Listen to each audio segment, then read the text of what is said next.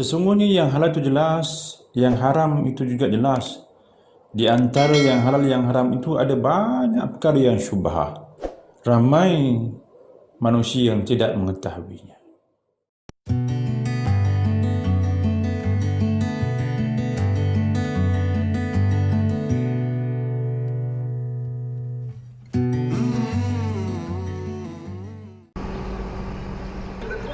Greenlee adalah salah satu pemain industri halal dalam senarai yang diiktiraf oleh JAKIM.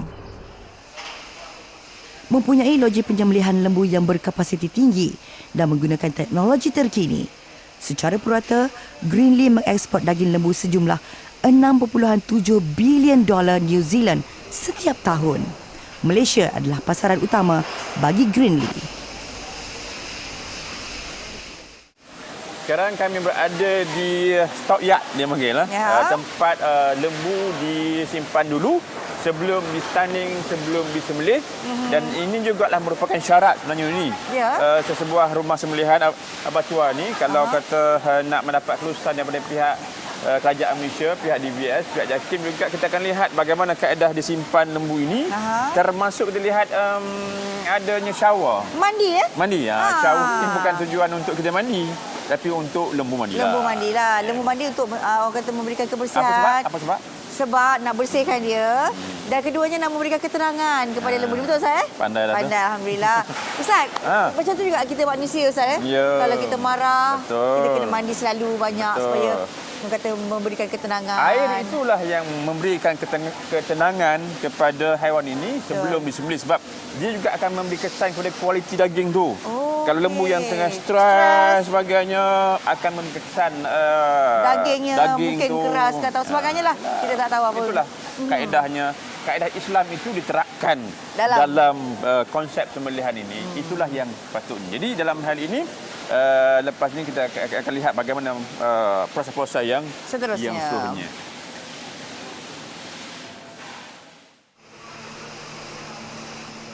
Ini adalah karkas atau bahagian lembu yang telah melalui proses penyembelihan. Setiap lembu atau kambing yang disembelih perlu direkod atau didokumentasikan melalui tag pengenalan. Ia adalah bukti untuk menentukan produk yang disembelih mengikut protokol pengeluaran daging halal yang ditetapkan oleh pihak JAKIM.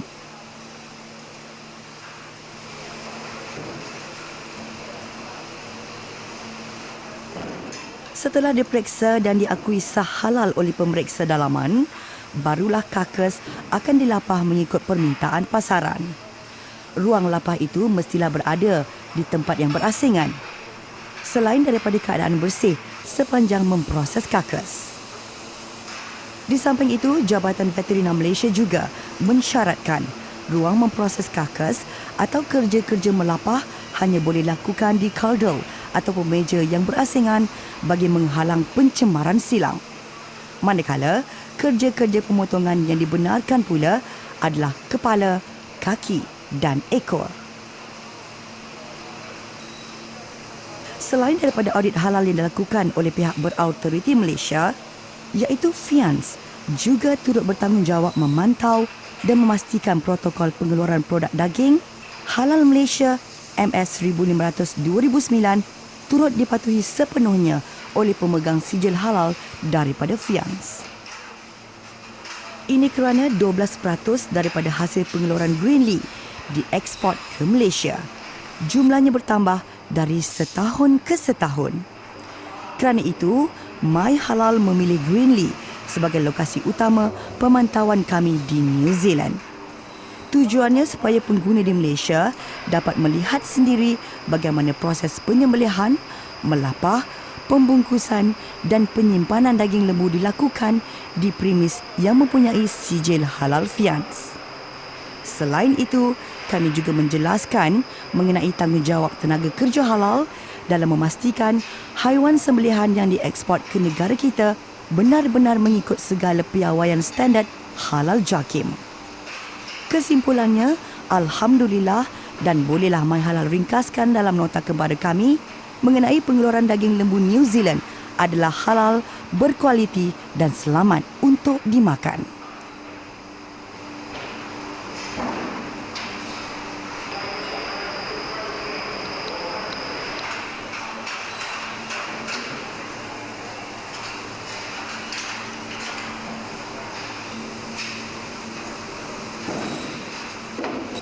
Ini adalah berkat daripada kerjasama yang rapat antara JAKIM dan Badan Pensijalan Halal New Zealand iaitu FIANZ.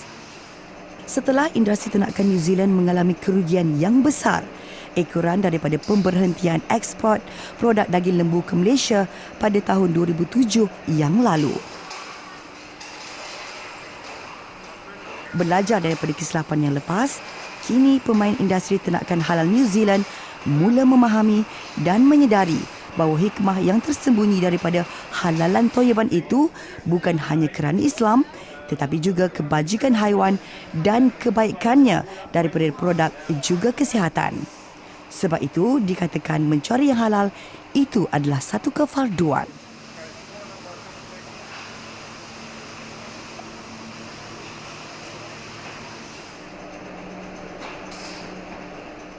Okey, sekarang kita berada di warehouse, tempat selepas di stunning, di semelih, dilapah, sebagainya, dibonding, dia masuk kepada packaging atau dan kotak, juga Ustaz. kotak tu dan juga di belakang kita ni kita lihat bahawa proses letakkan juga sebelum dia masuk kepada chiller juga kurung yang suhunya adalah di bawah minus 25 darjah Celsius. Kalau nak masuk dalam sana agak sejuk sikitlah.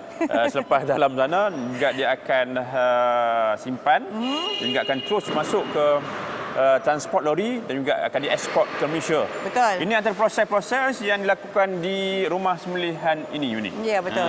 Dan kalau kita lihat kawasan yang cukup besar dan kemudian kebersihan yang dititik beratkan di sini. Itulah dia halalan Thayyiban. Dan juga kita lihat orang-orang pun juga kena pakai tebal sebab mungkin sejuk kot begitu. Agaknya kot, tapi memang maksudnya dia orang punya pemakaian tu proper lah, Ustaz. Kena ikut lah. Ikut prosedur dia. So, itulah dia antara keistimewaan dan kelebihan. Jom kita tengok. Paling utama difahami oleh pemain industri ternakan ialah halal itu bermula dari ladang hinggalah sajian untuk dimakan.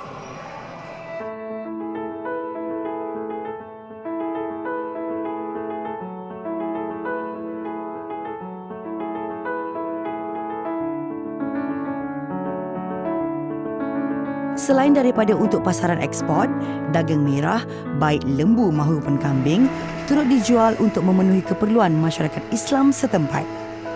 Kepercayaan mereka, terdapat logo halal yang diiktiraf oleh Malaysia amat dihargai. Kerana bagi mereka, Malaysia adalah negara Islam yang mempunyai standard halal yang sangat tinggi dan tidak perlu diragui lagi.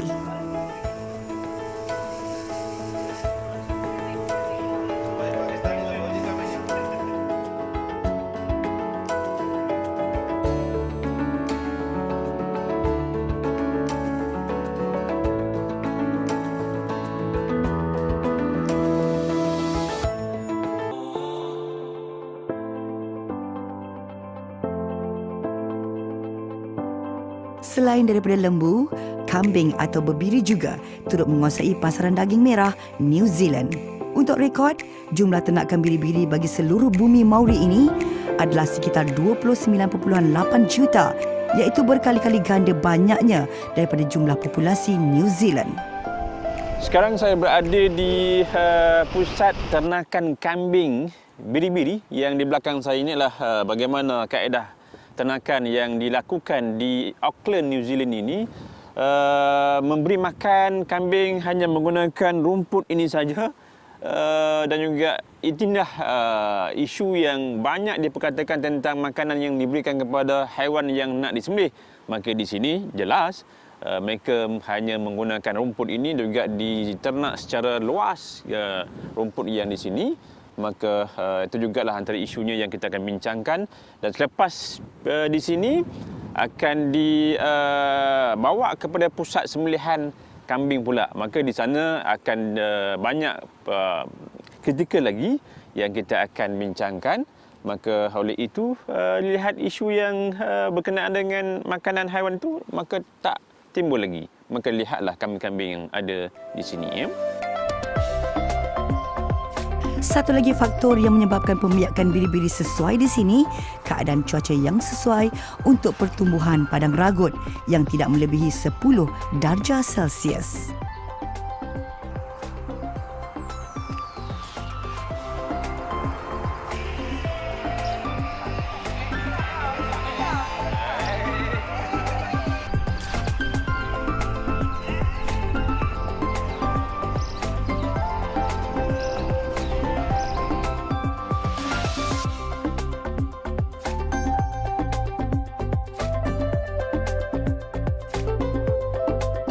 Dalam segmen realiti kali ini kami bawakan kepada anda di mana kami berada di hadapan pusat penyembelihan kambing.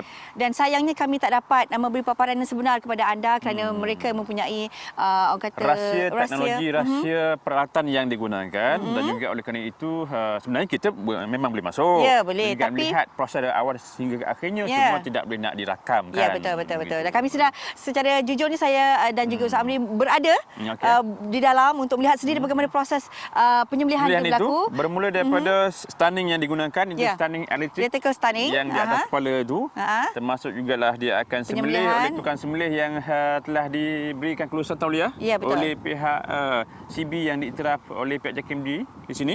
Termasuklah dia akan pergi kepada halal head checker, termasuk jugalah bagaimana pergi nak cek halal checker, putus ke tak putus sebagainya, hinggalah kepada cila, kurum dan juga pembungkusan sampailah kepada transportnya. Semuanya itu telah mematuhi standard halal dan juga halal meat protokol yang telah ditetapkan oleh pihak JAKIM. Okey, dan kepada anda kalau dah tahu, maksudnya informasi yang kami berikan kepada ini, jangan ragu-ragu, jangan was-was. Daging yang berada di sini insya-Allah adalah halal ada sepenuhnya. Ada juga yang sebut dia kata bahawa nampak orang angkat kambing tu seperti haiwan yang tak halal, macam seperti babi. Tapi sebenarnya tidak. Yang dibungkusnya itu sebab nak ekspor ke Malaysia ni mesti seekor tapi tanpa kepala. Tanpa kepala. Tanpa kaki. Kakas Oleh kerana itu yang telah masuk ke Malaysia itu adalah halal sepenuhnya insya-Allah.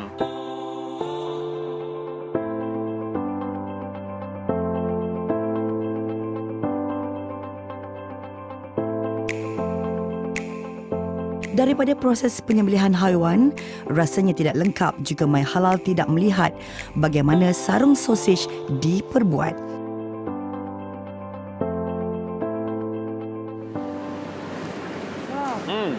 Sekarang ni tim My Halal di Nusa Arif berada di salah sebuah kilang pemprosesan casing ataupun sarung untuk pembuatan sosis contohnya. Diambil daripada usus kambing yang disembelih bermakna usus kambing yang halal. Dan juga usus ini nak dibuat sebagai sarung untuk kebiasaannya akan dibuat sosis lah. Jadi isu yang pernah berlaku dulu adalah kerana sarung yang nak buat sosis ini diambil daripada sama ada tumbuhan atau juga dibuat daripada sumber usus haiwan. Usus haiwan inilah sama ada haiwan yang babi ke, haiwan kambing ke, itu yang haiwan yang boleh dimakan tapi tidak disembelih. Tapi kita berada di kilang yang alhamdulillah diambil daripada usus kambing yang disembelih. Yang ada sejak halal pun. Betul. Dan juga inilah di belakang kami ini adalah prosesnya daripada usus, kemudian dia akan basuh, perap dengan garam dan juga dia akan hantar kepada negara-negara yang saya fahamkan juga termasuk juga dalam negara Timur Tengah sebagainya untuk nak dibuat casing betul. Bermakna di sini usus kambing yang dibersihkan, disucikan juga akhirnya akan dihantar kepada kilang yang nak buat casing. Jadi konsep halal dan thayyibat itu konsep daripada kambing dan masuk juga tempat buat sampailah kepada pemprosesan makanan. Memang tidak dinafikan pelbagai kenyataan yang meragui status halal sarung sosis tular di media sosial sejak dahulu lagi. Untuk menjawab segala keraguan tersebut, My Halal dibawa untuk melawat kilang pemprosesan sarung sosis di New Zealand. Di sini, kesemua sarung tersebut diperbuat daripada sumber haiwan, lazimnya melibatkan usus bebiri atau kambing.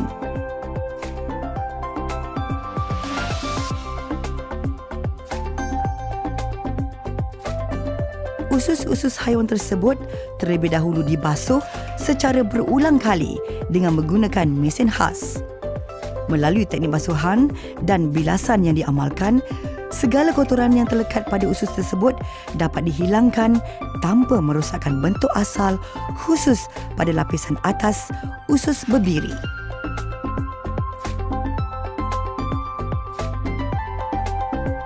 Di New Zealand, proses untuk membuat sarung sosis dikendalikan sepenuhnya oleh mesin. Pekerja hanya bertanggungjawab meneliti dan memeriksa kebersihan usus tersebut.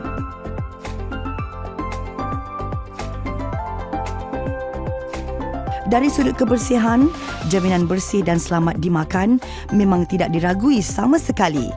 Apatah lagi jika sarung sosis itu telah pun diberi sijil pengesahan halal daripada Badan Pensijilan Halal New Zealand yang diiktiraf oleh JAKIM. Pun begitu, tidak semua sarung sosis yang diperbuat daripada usus haiwan kerana terdapat juga pasaran Malaysia yang menggunakan sumber tumbuhan. Yang penting, sebagai pengguna, jadilah pengguna yang bijak dengan memastikan apa yang dimakan dapat memberi kesejahteraan hidup berpanjangan.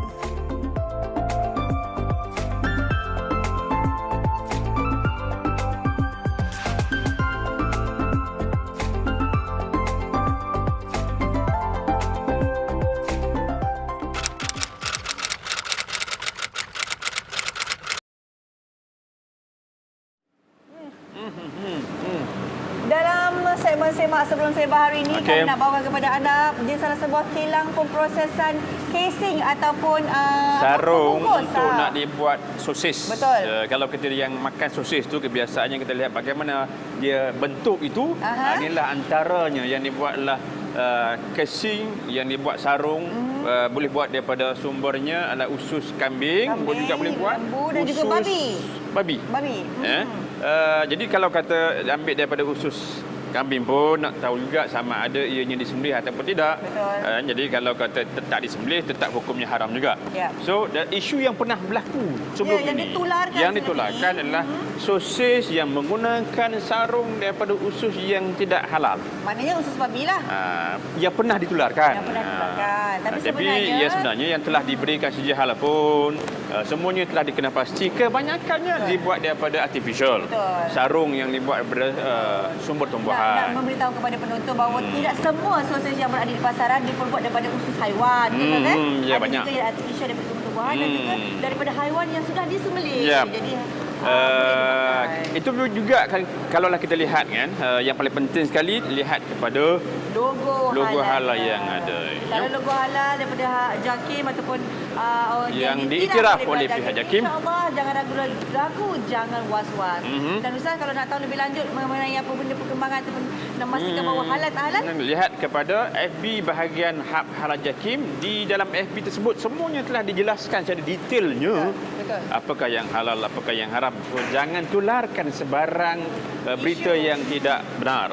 Untuk itu, semak sebelum sebar dan akhir sekali yakini halal Malaysia.